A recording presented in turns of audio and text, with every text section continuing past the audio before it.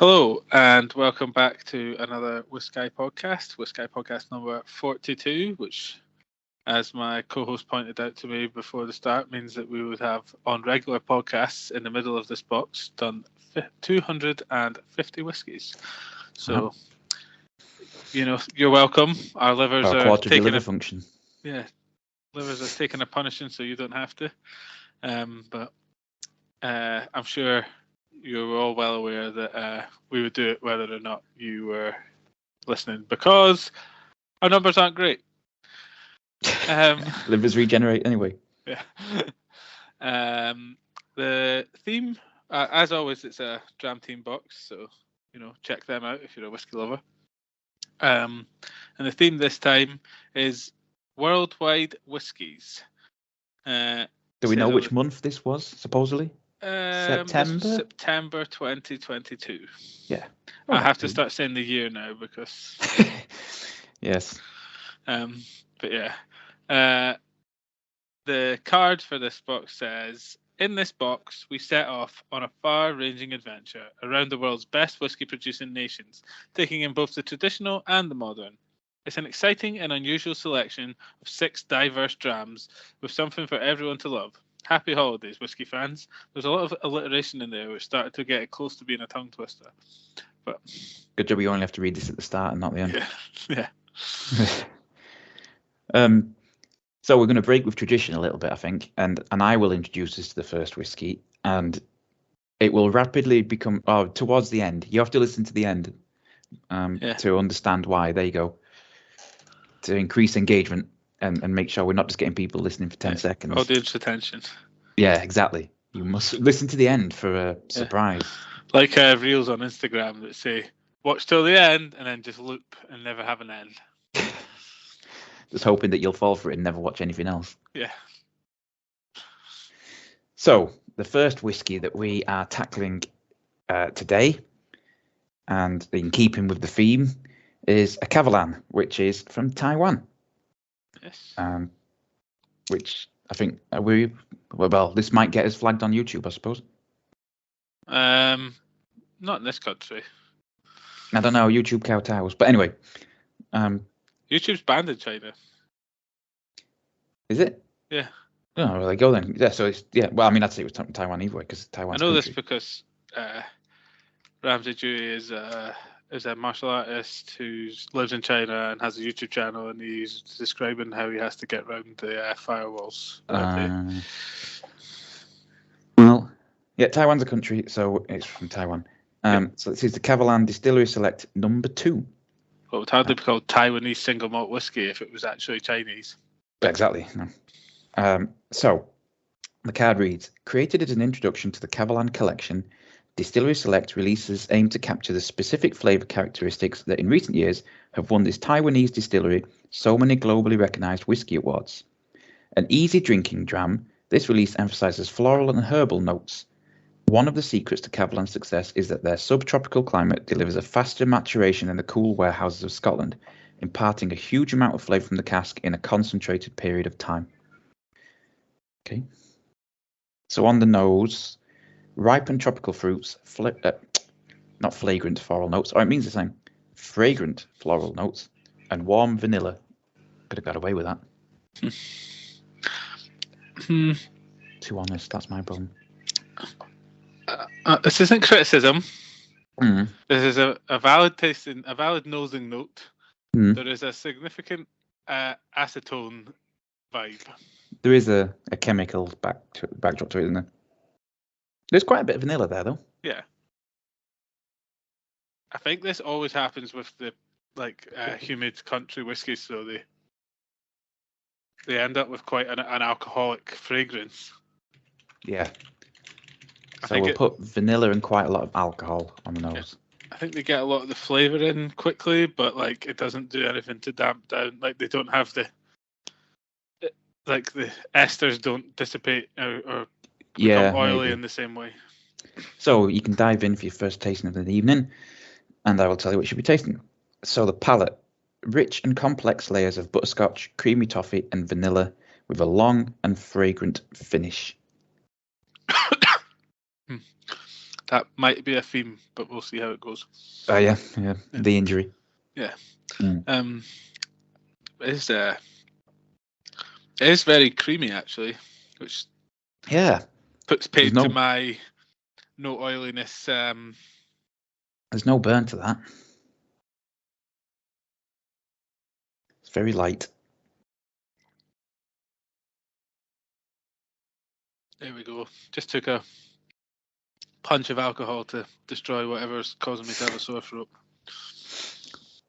Yeah, I'm not getting butterscotch. I don't think creamy toffee. Yeah, it's quite light on the vanilla flavors. It's quite light on. I'm gonna say quite light on all flavors, but it is quite delicate, isn't it? Yeah. It's like a oily toffee, I would say. Yeah. Delicate. Maybe, I guess what they're thinking with butterscotch is sort of like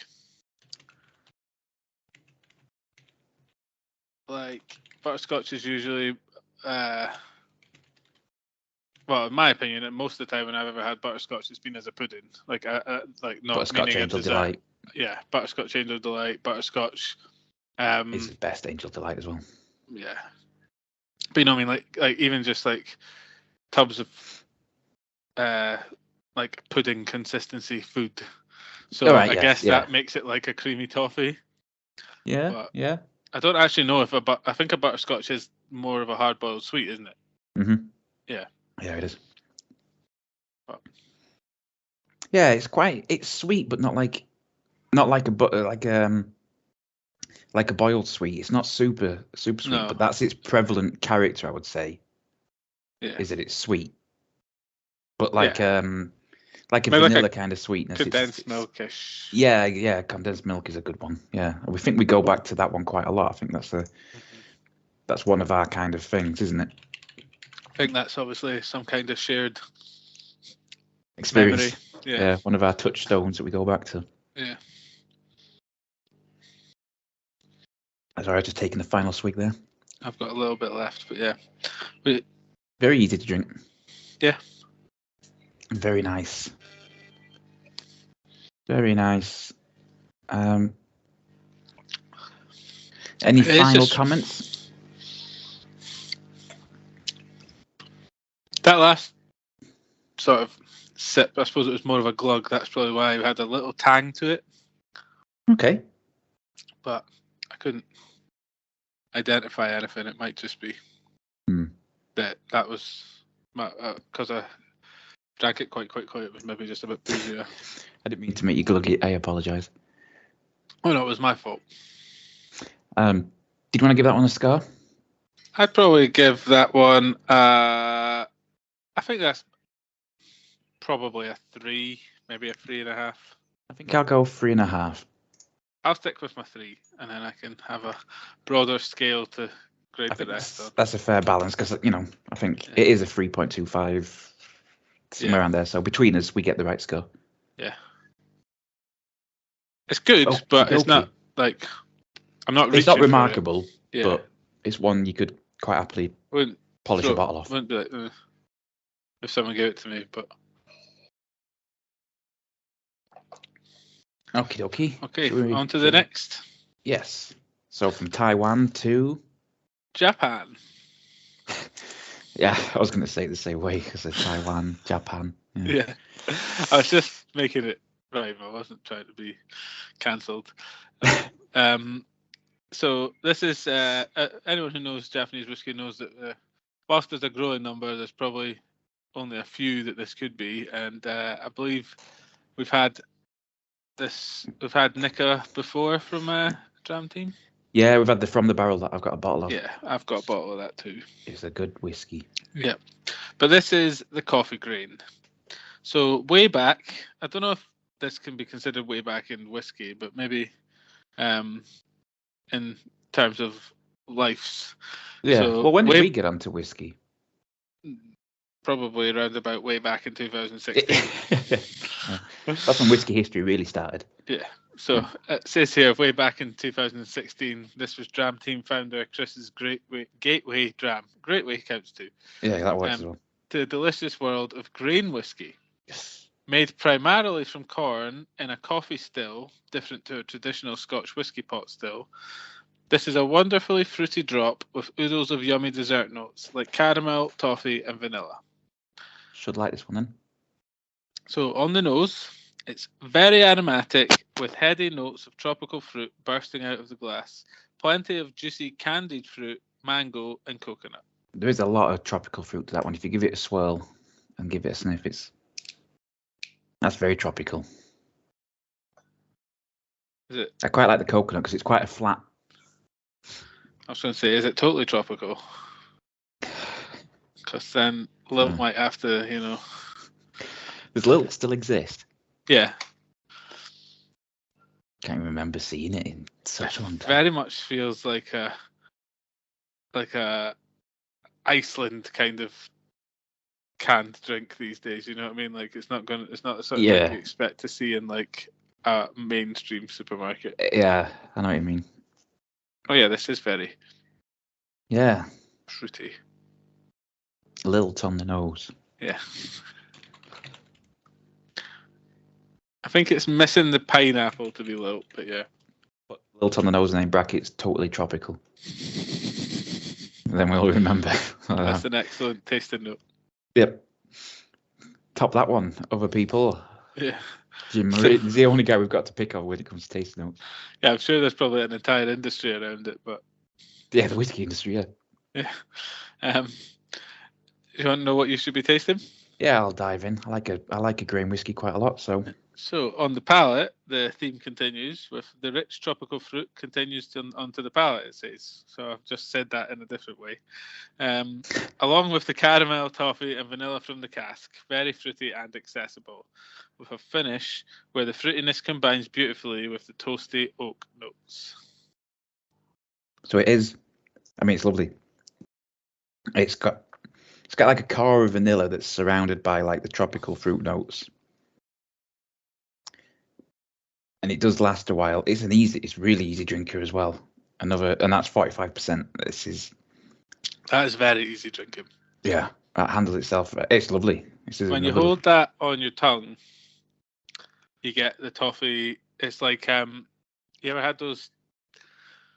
Do you know the toffees you get that come in different coloured wrappers and they have flavours? Mm-hmm. So it's like they have like raspberry toffee and orange toffee and stuff like that. It's like if you got a couple of them, put them in your mouth because it's got a fruitiness, but it has also still got the toffiness. So like I couldn't pick out a fruit. Maybe I should eat more fruit. That's probably. Every way you say fruit just reminds me of that Kevin Bridges bit where he's on about he went to the gym to lose weight. Yeah. And the trainer was like, "What did you have for breakfast?" And he had like fruity cereal or whatever, and he's like, "I've got to make up a lie, I can't." It says fruit, and the guy's bowl of fruit. The guy's like, "Bowl of fruit." No, that's got to stop. And he's like, "Fruit." It's when it's fruit bad for you. It's like even his lie was unhealthy. It's just but it's the accent that nails it, isn't it? Really. It's probably because like it's a pretty foreign word up here. So. It's just the way he says it, like so put out, just like screw you, mate. I'm not coming back if you're gonna be like that. Yeah. At least it's not like Frankie Boyle's joke about going to the personal trainer when they ask him what he had. When they ask you to fill out the form that says what you had for your your meal, your like what do they call it? Like they basically ask you to fill out what you had for your meals for that day.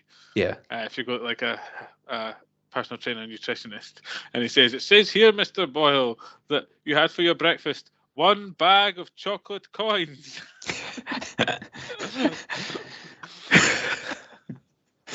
It's like I knew I wasn't cut out for the gym life. Yeah. So the notes I've got here are lilt on the nose, totally tropical. Yeah. Fruity toffees, strong vanilla core, very smooth and easy drinking despite the strength. Mm-hmm.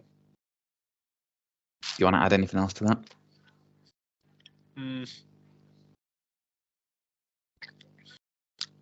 No, I think that covers it. It's very nice. It just has a nice. Not to use I'm trying not to say oily, so I'm going to say not to say smooth. So I'm going to say it has an oily slickness to it. Yeah, it just goes down easy, doesn't it? Yeah. It's plenty of nice flavors and that, but that is a strong characteristic. It's almost refreshing. Yeah. As refreshing as you can probably get at 45% alcohol content. Yeah. Goes down easy. Did you want to score that bad boy?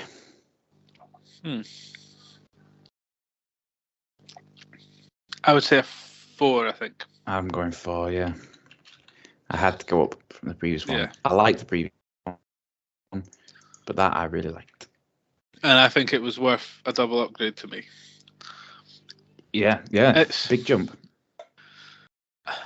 I don't think it would be a 4.5. I am enjoying it, but No, I like it, but there's other single grains I've had that I like more. Yeah. So the reason I'm bringing that up is because if I'm in a vacuum, it's possible that my brain goes, "Oh, that was 1.5 points better than the last one." I see. But I think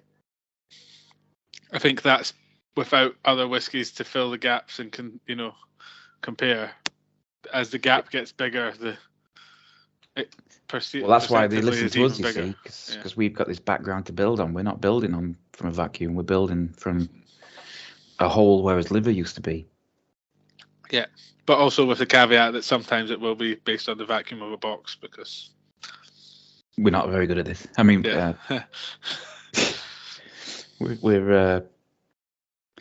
fallible, charmingly amateur. Yeah, we're human, that's why. Yeah. Well, what's more British than people pottering around and being a bit clumsy and building cars in their backyards and taking over countries. Did you want to move on to number 3? That's the Chinese. China and Russia are in that market now. They're doing it so well. Yeah. Turns out when everyone has the same technological advancements as you, it's significantly harder. Or more, it turns out. It's a problem. Yeah. Yes. Let's not get political in an alcohol-fueled podcast. We're coming back onto this. It's not. They don't call it a hemisphere. Are you stealing mine? Are you now? What? My whiskey. Oh, is it yours? Yeah. 2 whiskies in, ladies and gentlemen. This is what I have to put up with. So whiskey number 3, as you probably guessed, is local compared to the previous 2 because it's from Ireland, and it is called Dram Team, which I am sure is pronounced much nicer by someone with an Irish accent, but I'm going to call it Dram Team. Funnily, sounds quite close to the Japanese name for rock, paper, scissors. Yeah, Rochambeau. Yeah. And that comes to you from South Park. So I don't know where that came. Maybe. Yeah, might be. But Cartman doesn't really know that it's rock, paper, scissors. He makes up a game called Rochambeau, which is you kick each other in the nuts turnabout, and he always says, "I'll go first." Because it turns out when that's the game, if you go first, you might just win without getting kicked in the nuts. Yeah, I can't remember. I think it's from Warcraft for me. It might have been. Oh, do you know what it could have been? Army of Two. Yeah, maybe. Yeah. There was an enemy in the Brawlers Guild in World of Warcraft. I used to like the Brawlers Guild. Called Rochambeau. Yeah, and you had to do like rock, paper, scissors. Like he'd do something and you had to do the right counter or whatever. Anyway. Oh, right, yeah. So this is Dram Team, not Rochambeau. So this dram is triple distilled at the Shed Distillery, I like that name, in Dram Team. It's just some guy's back garden. Yeah, using an unusual mix of 3 grains. Unmalted barley lends spiciness and depth. Malted barley gives sweetness and body. And the surprising use of a small amount of Irish Barrett oats imparts a distinctive, elegant creaminess. Maturation in both Oloroso sherry and Kentucky bourbon casks further amps up the flavours. A very tasty recipe. Well, it's pretty unique sounding, I'll give it that. Interesting. Yes. So let me just pour it and I'll tell you what you should be smelling. Right, so it is rich and extravagant, yet balanced with aromatic warm pot spice. Yeah, pot spice, vanilla, and dried fruit aromas. It's pot spice, like when you get the dried oregano and. It's a sick Spice Girl. The one who would smoke weed. I was making a weed reference too. But sorry. I thought you were actually be serious, so I cut you off with a joke. You know, in Spaced, when they make the bolognese, but they. All right. Yeah. They end up smoking the oregano. Or something. I can't remember exactly how it goes, but basically there's a bag of oregano that goes into a bolognese, and Yeah. I can't remember it, but yeah, been a while. When I first took a sniff of Quite this, a dry smell. I got a sherbet sort of tinge to it, but I think it's gone now. So it's definitely warm. Hmm. There's a little bit of spiciness, like maybe like a cinnamony kind of character. It's quite dry and it's quite biscuity. Not like a malty biscuity, like a ginger biscuit. Yeah, I could go with ginger biscuits. Ginger biscuits on the nose. Right, let me just type that down. And then, so you should be tasting. The palate is complex and fully balanced. A glorious marriage of pot spice, fig, Oloroso sherry, and toasted oak nuts. 4 people can't get married. Finish. Elegant with a wonderfully creamy mouthfeel. It lingers sublimely on the palate. Ooh, that is interesting. Can't get married isn't on the card, by the way. That is an interesting taste. Mm-hmm. The oatiness almost comes. It has a porridginess to it. That is like sweetened porridge.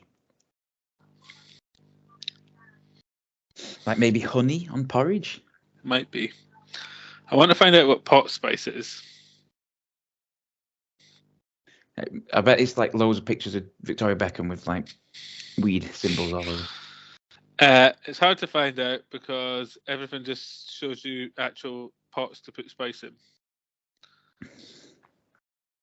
And then the first actual thing that isn't trying to sell me a pot to put spice in says synthetic cannabinoids.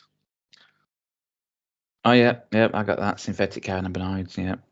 So why is Chris telling us that it tastes like spice?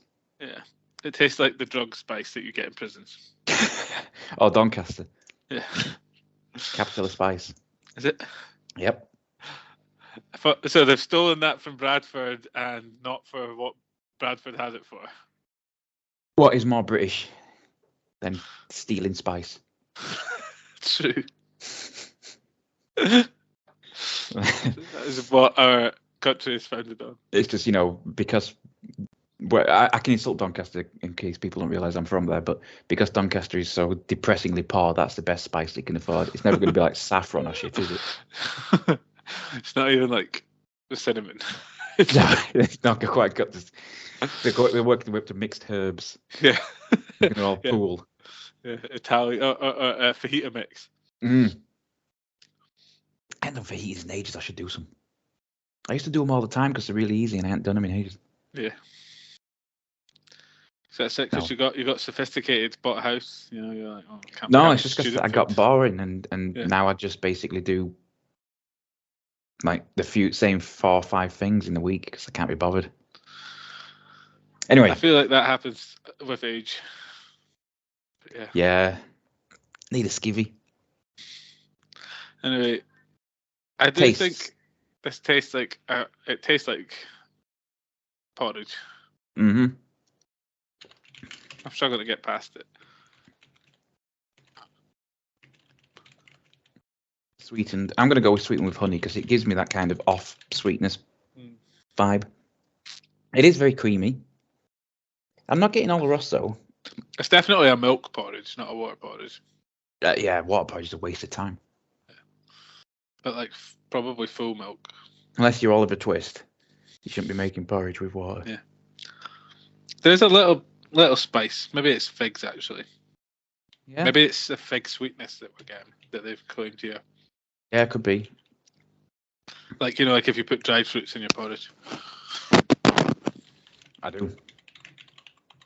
Dried fruits and almonds every morning. That's definitely healthier than my Zimmy's chocolate flakes.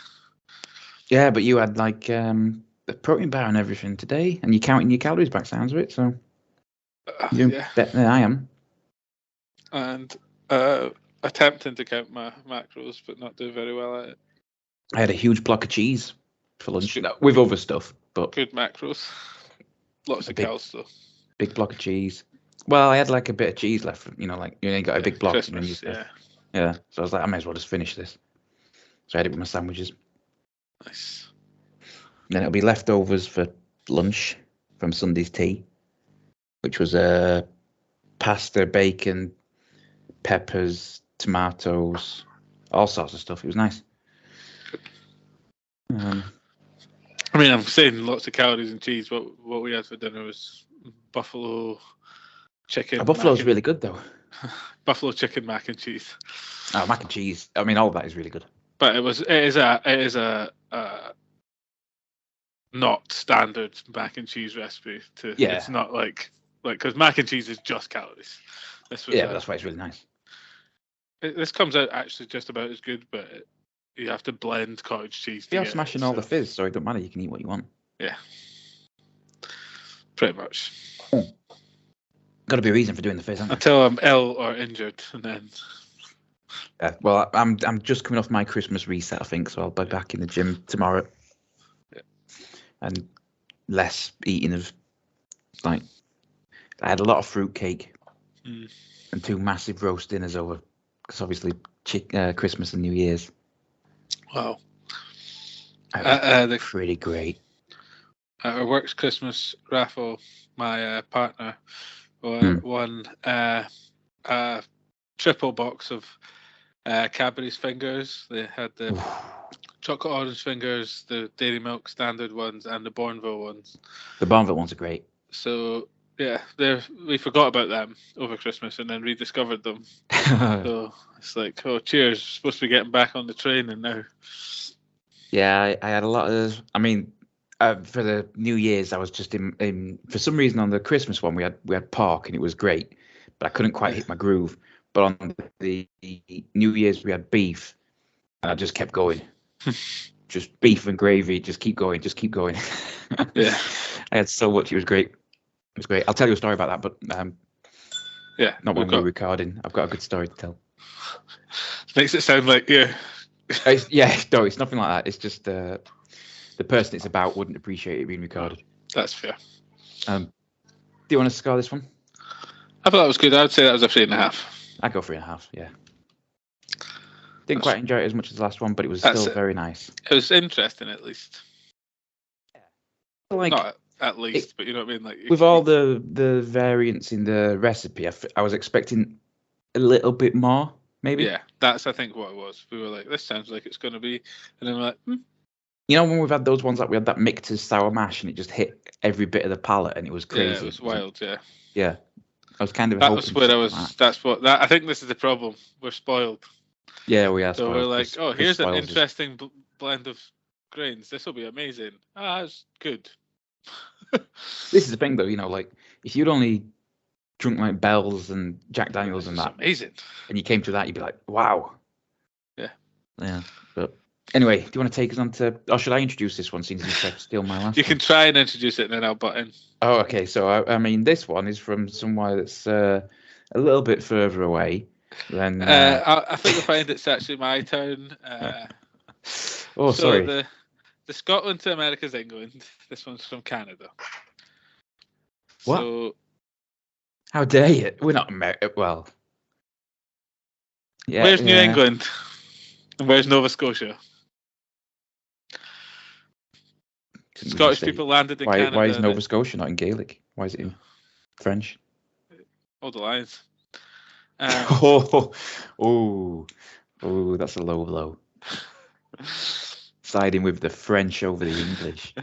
Well, I mean, the reason I think you'll find that the reason that Scottish people went to Canada was because they were kicked out by the English in the Highland Clearances. So also the reason for the old alliance is because of the English. So yeah, those two things are actually, I'm pretty sure, very closely connected. Generally, everything that's anti-English is because of the English. But that is most likely why it's called Nova Scotia. Because Yes. the Scots probably landed there and were like, well, the English are over the border. Don't have to speak English anymore. But I mean, equally, let's be fair. We were up there too. yeah. But yeah, well, We basically, were everywhere. I just find it amazing because it's like basically we like the Highland clearances and the Scots all left, went over the Atlantic.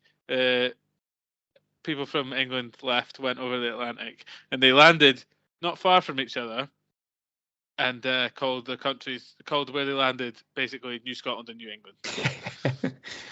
Yep. And then yeah, it's like, oh, this looks like Plymouth. We'll call it Plymouth Rock. Yeah. Have some originality, guys. You've just crossed you've got to a new land, and all you can think of is home. Well, we did it everywhere. Look at Australia. Yeah. Oh, this looks like South Wales, I guess. Maybe not. I can tell you that Perth in Australia is much bigger and much more of an actual place than Perth in Scotland. I feel like New South Wales is quite different to South Wales as well. Yeah. Like Barry Island in that. Do you want to introduce us to this one then, this Canadian one? Yeah, it's this is another interesting one. This is a rye. But it's interesting. Canadian is, to be fair. Yeah, but Canadian rye whiskey doesn't have to have rye in it, does it? That's true. This is 100% rye. Yeah. But yeah, this is Lot 40, by the way, rye whiskey. So Lot 40 is a 100% rye grain whiskey that is made the old-fashioned way, distilled in a traditional copper pot still, one batch at a time. You don't see a lot of 100% rye whiskies in the wild, as typically a proportion of other grains such as corn are used to optimize the chemistry of the distillation process. Lucky for us, Canada are great at making really good pure rye. But as you said, I'm pretty sure they have rye as a style, and it doesn't have to have rye in it. It's basically grain. So. But then I think that means that when they do make rye, they're just like, make it rye. Like. Yeah. Well, I mean, I like a rye whiskey. I remember Rye January. It was a good day. Oh yeah, that was the one of the not 250 whiskies. This would be our 250 if we only did Dram Team boxes. But yeah, that was not one of the bonus episodes we have that's tipped us over. If you want a silver box, which Chris, if you've got any more of them, I know we're behind, but we would happily. I guess it's cost of living. It's probably hard to go out of the way and just charge an extra tenner for a box like that. It was good though. It was good. This one, I've just had a sniff before you've given us the nose, but this one smells very Christmassy to me. Oh, that's good because we're not going to have the Christmas ones until at least spring. So the world still exists, indeed. Yeah. But yeah, so on the nose, like cloves. Well, it says here. We'll see if you're right. Full and zesty notes of rye bread, pepper, and soft spice, along with rich vanilla, elegant citrus, and ripe orchard fruit. So I guess cloves could be soft spice. Yeah. See what you get. Also could be you get cloviness in rye bread sometimes. Yeah, it is quite spicy. It actually does have a very rye bread. And it's like I don't know if I've ever had rye bread. Probably, but I can't remember the way it smells. It's usually sort of slightly browner, but not like a reddy brown, and it has a consistency sort of like sourdough. I like sourdough. It's good rye, usually. Like I think I've had a rye bread because I think I get them like Bools and that from Marks and Sparks, and I just pick random ones, and I'm sure I've picked up a rye at some point. Anyway. Yeah. Yeah, so rye bread and Christmas spices. Yeah. On the nose. Okay, I'm going in for a taste. So, should be getting deep, mature oak with faint hints of dried apples and raisin, complemented with a touch of vanilla and coffee, with a finish that's sweet and refreshing. So I get where they're coming from with the coffee, because there is a bitterness when you swallow. I let it sit, and then when I swallowed, there is a bitterness at the back. Apples, yeah, raisins, definitely. There's a lot of dried fruit in there. It's that bitterness comes through. I don't know if there's finish. It's kind of sweet. It's like towards the back top of the palate. I'm getting it now, but it's like It's almost like, when you get a medicine that's sweetened and the sweetness is like, it's like stevia or sweeteners, that kind of watery sweetness. I get what you mean. It's like that to me. That's nice. It's good. It would make, I think, a pretty good cocktail. Manhattan uses rye, doesn't it? I mean, traditionally, pretty much all of them do. I thought an old fashioned didn't use rye. No, originally it did, and then Prohibition happened and they changed it. Pretty much everything was rye in cocktails, and then this is how I heard it anyway. That it was pretty much always rye in cocktails, and rye was mostly produced in Canada, and Prohibition meant you couldn't get it into America. It was hard, so they started using the essentially bootlegged bourbon. Yeah, and Scotland shipped in quite a bit, didn't they? Yeah.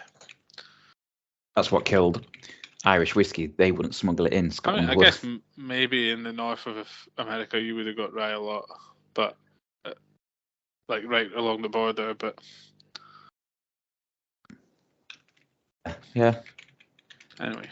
So I've put rye spiciness, dried fruits with a coffee bitterness at the back end, and then a diluted sweetness. It does. It is almost like it's quite like a heavy liquid, but not oily. If that makes sense. It passes. It feels thicker. Yeah, I get what you're saying, but not creamy, not oily. No. Just dense. I see where you're coming from. I'm wondering if it's, the coloration was the darkest of the maybe until the last one. So I'm wondering if it's to do with that. Could more be. Particulates or whatever. Could be. I'm not a chemist. There is some kind of like. It's quite dry, isn't it? Yeah, it says dried apples. I would say it's potentially more like baked, but it's not quite sweet enough. You know what I mean? Like it's the flavor of maybe a baked cooking apple. Okay, I see where you're coming from, because that could be quite bitter as well with that coffee bitterness. Yeah. Yeah. I've finished that one, by the way. So if you want to finish yours and have a, you can give a score whilst I finish mine, and then I'll see if I agree. Okay, so let's see. Given the last ones, I think I'm going to have to go 3.5 for that, to be honest. I was exactly on that page, so 3.5 for me too. Just great minds. I just think it wasn't as good as the Nika. Yeah. But it's definitely good enough to be a 3.5. We've not had two of the same yet. No, this has been a very eclectic box. Yeah, so this is. I mean, which fits the theme of worldwide whiskey, because you could easily do worldwide whiskies that all are just bourbon casks, or worldwide whiskies that are all just attempts at cloning regions of Scotland. Yeah, because that is a big thing in worldwide whiskey. Is most new countries basically attempt to clone. I know England certainly does. Yeah, Campbelltown or Speyside for the most part, because Isla's very hard to clone. They do try with peat. Yeah, but it's hard to get peat. Oh, yeah. So and then as the distilleries begin to work out what they're doing, they start to get their own characteristics and realize that they don't have the climate, You're never going to be water, Lagavulin too, are you? No. You've got to make your own name or just fade away. Cause... Also, just that unless you're the Japanese distilleries, you're not going to have the climate, the water, or the malt to match. Yeah. But then they basically built, like the guy who built the Japanese whiskey industry was basically like, this is where we need to be at the climate that I require. Yeah, exactly. Yeah, I've been over to Scotland. I see what makes it work. We're going here. Yeah. They have started to build other places now these days. So. Yeah, now they're getting their own character. Yeah. So, speaking of Isla, and now it becomes apparent why I did the first one rather than you, even though you introduced the box. The fifth whiskey of today is, I haven't read the card. It doesn't say the word, but I imagine it probably is. It is the Elements of Islay Cask Edit. And the card reads, a new release in 2022, back in ancient history. This bottling forms part of a trilogy alongside sherry cask and bourbon cask versions. A marriage of rich, smoky malt from Islay's south coast and fresher, fruity liquid from the north. The edit here refers to the composition of refilled bourbon and sherry casks used for maturation. You're not going to be happy. I don't know. There's not a lot of mention of smoke in the tasting notes. I've poured mine out. Oh, great. What does it smell like? You'll be surprised to know. Does it fire. smell of peat? Smells like a fire. There we go. Let's have a good sniff. Yep. Put that down 30 meters away from me. I've got long arms.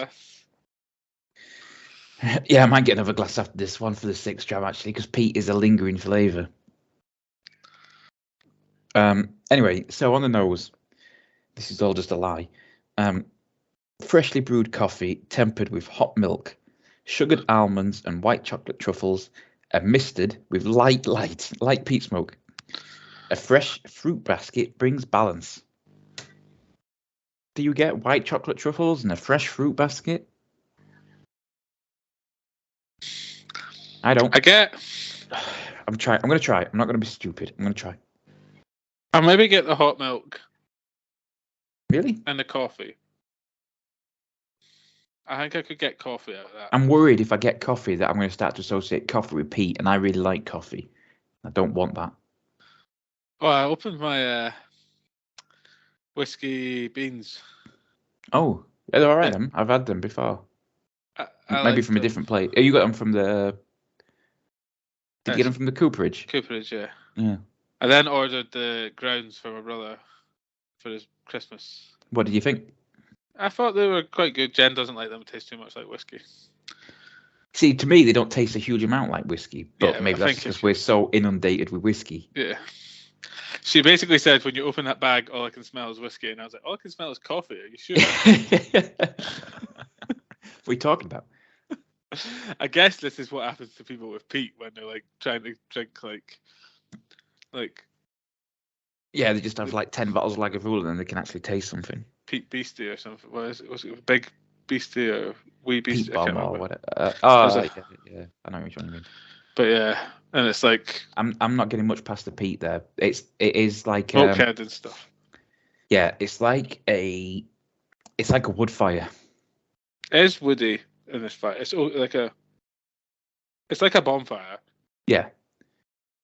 That's not like smoked meats or like heavy peat. But it's not like a council estate bonfire. It's like a proper bonfire with good wood that has a nice... Yeah, it's not an unpleasant smell. It's just an unpleasant smell when I associate it with whiskey to drink. Yeah. Okay. Anyway, in we go.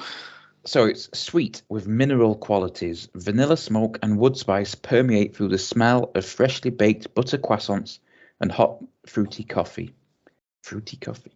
Finish. Lightly smoked and sweet. A bowl of fruit salad remains. You don't get the peat till you swallow. Okay, I'm going in. Fill the dead air. It has actually got quite a fruitiness. The peat sort of holds itself to the sides at the back of your tongue, so you can taste. It really does. You can taste everything through the middle. That's a lot of peat building at the end. Front of your cheeks. But yeah, basically you don't taste the peat till you swallow, and then it's almost like that when there's no liquid and the alcohol starts to evaporate in your mouth. Yeah, that's when you get the peat. There's a lot of peat at the end. I would say there was almost like a saltiness to it. Yeah, I think that's on the tongue. The mineral qualities. I was like, when someone says mineral qualities to me, I can only imagine that means salt. You know what I mean? Like, I don't know what iron oxide tastes like, but have you eaten rust? Yeah, well, no. I think generally ores and other minerals don't have particularly strong flavors. Like copper tastes like metal. Steel tastes like, well, iron tastes like metal. Yeah. But yeah, I feel like it is a bit salty. It is a bit. I'm gonna, now that I have a peat-filled mouth, I'm gonna see what it's like on the second sip. It's a lot less unpleasant on a second sip.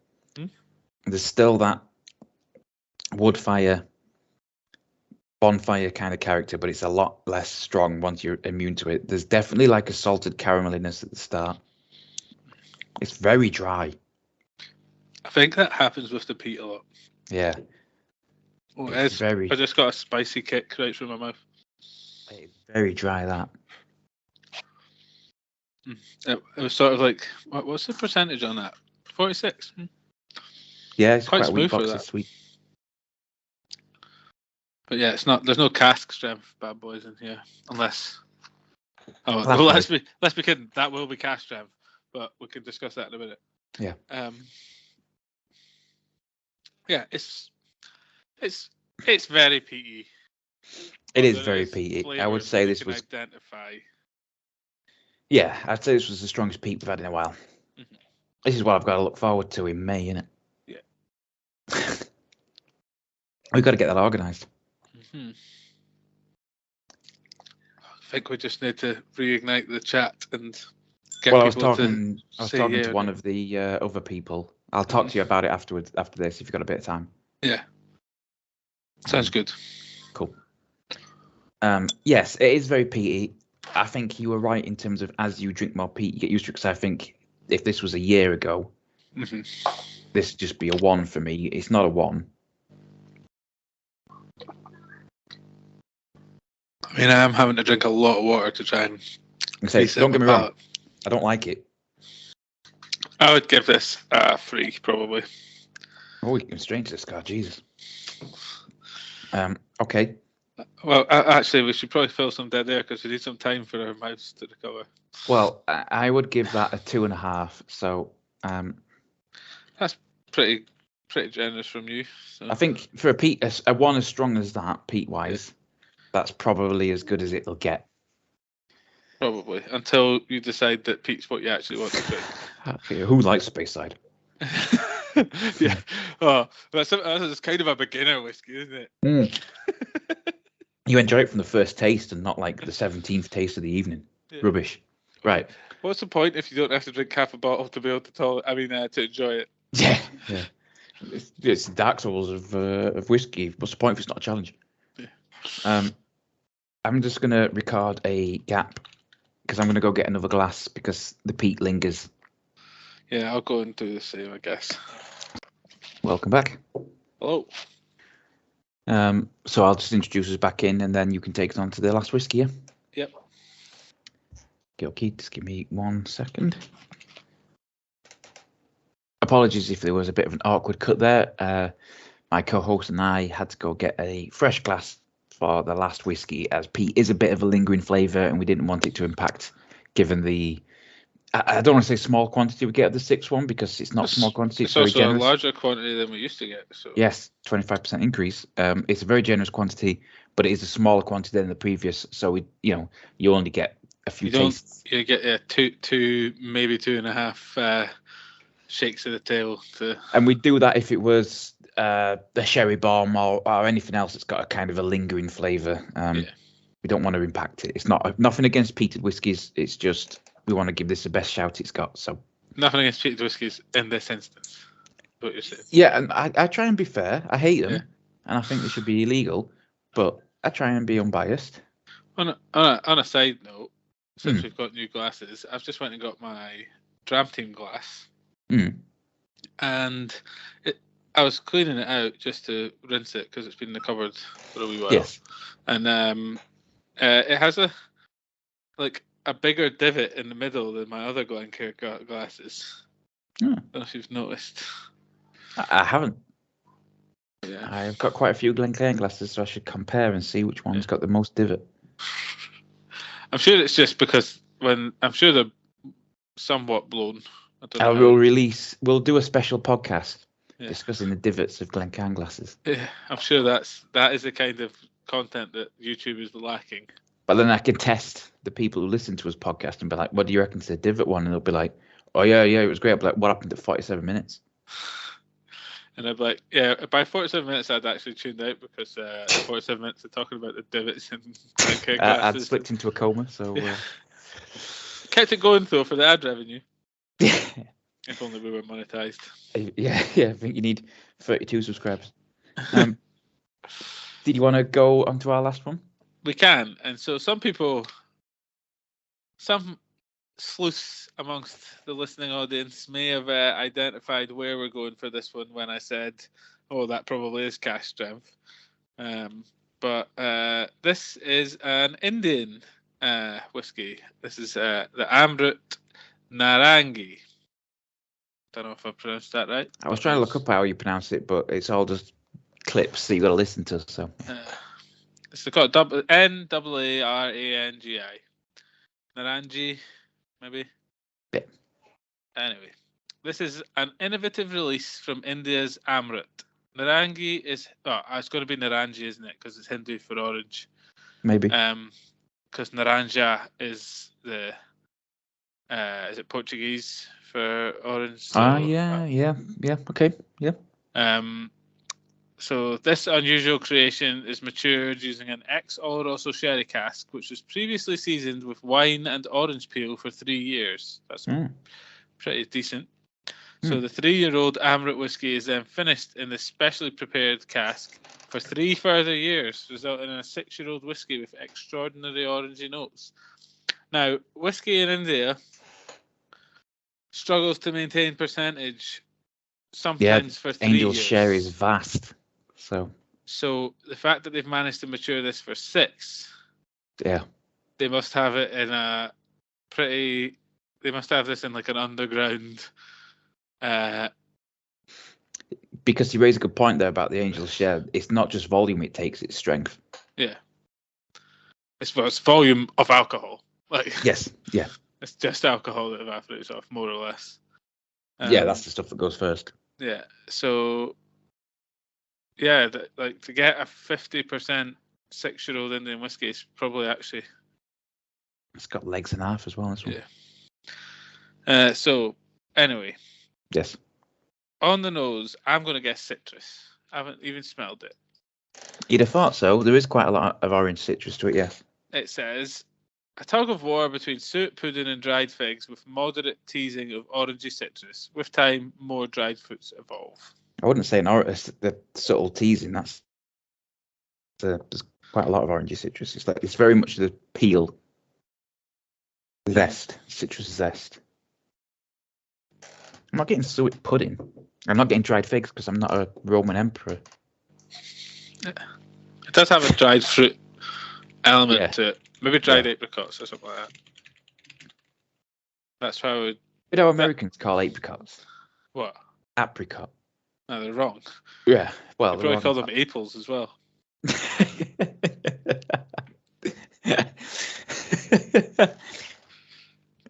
Just to be contradictory. Oh no, you're saying it wrong. Yeah. It's not coriander. It's celeriac or whatever they call it. No, celeriac's something different. What is it they call coriander? Is cilantro. Celery, isn't it? It's cilantro. Yeah. Idiot. I know why that is. It's because we call it coriander because we got it from India. They call it cilantro because they got it from Spain. But whatever. Because they're idiots. That's why it is. Anyway, I'm gonna go in. Okay. The palate is viscous, full-bodied like a syrup, which transcends to salt and sweet with a generous orange influence. The finish is moderately sweety with a loud dance of orange on the finale. That is very syrupy, and that salt and sweet is spot on because it's like 2-prong attack. It's being attacked by a fork from Skyrim. That's lovely, and then it does have a lot of orange zestiness to it. It's basically orangey all are also in it. Yeah. It's exactly what you'd expect from those two, from the cask and the cask that they've described. Exactly. Yeah. It's very nice, though. It is. It's a good pairing. Possibly the best Indian whiskey I've ever had. Probably. Sorry, Paul John. Probably the most exclusive. Mm-hmm. Yeah. Yeah, Paul John, get a surname. Also, such a weirdly Catholic name. For an Indian distillery. Yeah, I wonder where that came from. Probably the Scottish. Irish, more likely, isn't it? But could be. We don't talk about Catholicism and Protestantism in Scotland. It's a problem. See, we solved that problem ages ago. Yeah, you got rid of the Catholics. Yeah. That's one way to solve most of the world's problems. Like the Catholics are just getting rid of people. Just getting rid of the Catholics is generally a good start. No offense to any Catholic listeners, I'm joking. I know a few decent Catholics. Possibly the Catholic Church could get in the bin. But then again, most organised religions, actual, Catholic Church get in the bin. Church of England can get out of politics. That'd be good. In our separated church and state. Yeah. Did you want to score this one? I'm still drinking it, but I will score it. I'll give this a 4. Yeah, I think a 4 is fair. Yeah. Not saying it's like the reason I'm giving it a 4 is because it literally does exactly what it says on the tin, but it does it very well. It does. Yeah, like it does. They basically set out and went, you know what? Because of the humidity or because of the temperature here, the flavour in the cask is going to go straight into it. So we're just going to chuck it in an Oloroso for 3 years, and then chuck it in a orange wine cask for 3 years, and it's going to come out tasting like an orangey sherry bomb.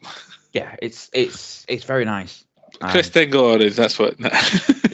Very nice. It's just not quite a 4.5. Okay.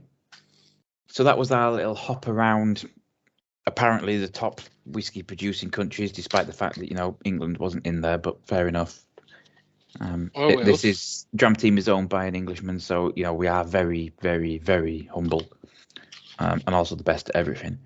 Didn't have any American whiskey in there. No, but they're crap at everything. So pretty good. They're probably right. Just probably the best. They probably win the World Series of making bourbon. Yeah, because they win the World Series of baseball because no one else plays it because it's crap. Actually, because when the Japanese asked if they could play in the World Series, they told them no. Sounds about right. But anyway, as always, and especially to our American fans, thank you for listening. Yeah. Don't know how you found us in America. We spell whiskey the correct way. We tag it as both ways, though. That's fair. Yeah. And as always, hope you enjoyed listening.